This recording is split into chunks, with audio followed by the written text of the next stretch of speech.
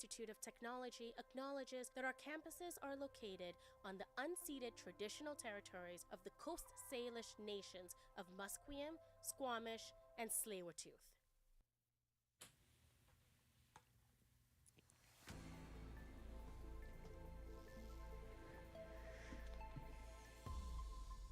Good afternoon, lovely viewers. My name is Eden Chipperfield, and here are your news headlines for 12:30. A couple of BC updates for you this afternoon. The man accused of murdering Robert Pickton says he did it for the victims of the serial killer.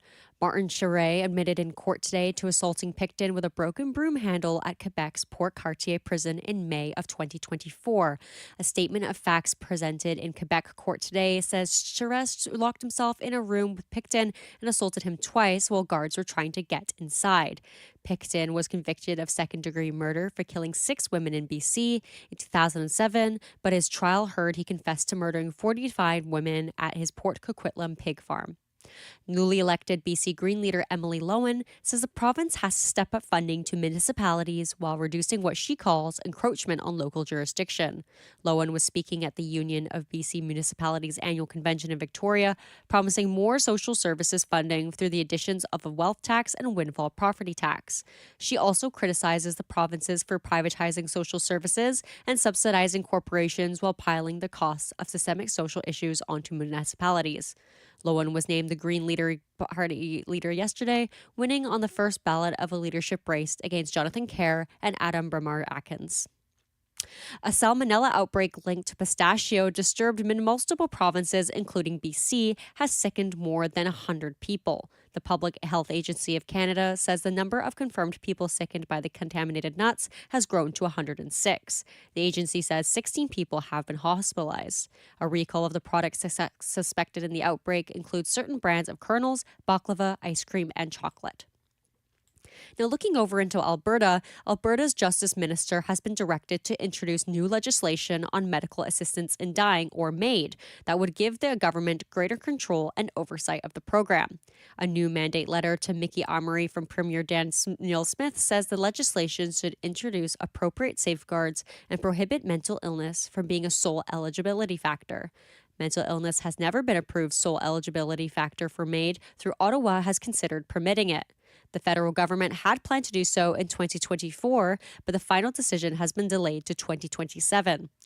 Emery's letter said that what other safeguards the government is considering or what kind of oversight is want to have over the program. Alberta's Health Services says more than 1,100 Albertans chose to have medically assisted death last year. And in Manitoba, the Manitoba government is changing some business tax credits and offering a new loan program as part of its plan to boost economic development. Premier Wab Kinew says the government is converting parts of its manufacturing investment tax credit into an immediate retail sales tax exemption on new machinery and equipment. The change means manufacturers will save the money up front instead of waiting for a credit reimbursement. The government is also launching a $50 million loan program for businesses that invest in productivity enhancements, such as new equipment and technology. Kinew told the Manitoba Heavy Construction Association he would like to see Manitoba become a have province by 2024 and no longer rely on equalization payments for the federal government. The annual payments are amid the helping poor provinces, and Manitoba traditionally receives more per capita funding than any other province west of New Brunswick. Kinew's economic vision includes expansion at the Port of Churchill, which the federal government is considering, and a trade corridor with the other western provinces.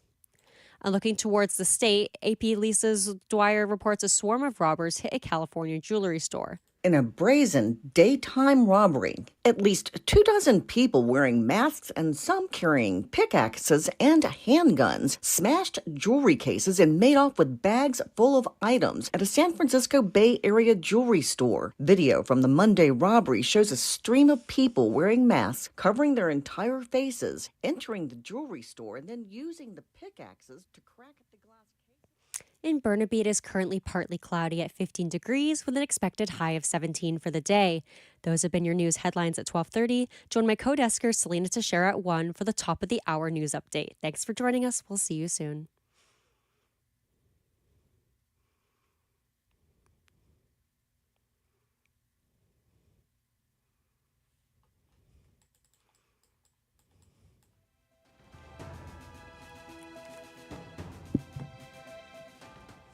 Stay tuned for more on BCIT's 1680 The Crow.